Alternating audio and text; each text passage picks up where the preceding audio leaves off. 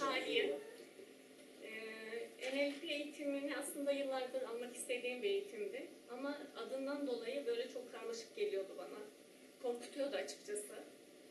Ama aldığım en eğlenceli eğitimlerden bir tanesiydi öncelikle ve öğreticiydi. Çünkü yaşayarak öğrendik bazı şeyleri. İçimde çok fazla olumsuz duygular taşıyan bir insanım. Taşıyan bir insandım ne yazık ki. Ama artık taşımayacağımı düşünüyorum. Yaptığımız o çalışmalarda zaten bunlardan kurtulmanın yollarını öğrendik. Çok eğlenceli bir şekilde ve daha kalıcı olduğunu düşünüyorum. Eğlenceli olduğu için.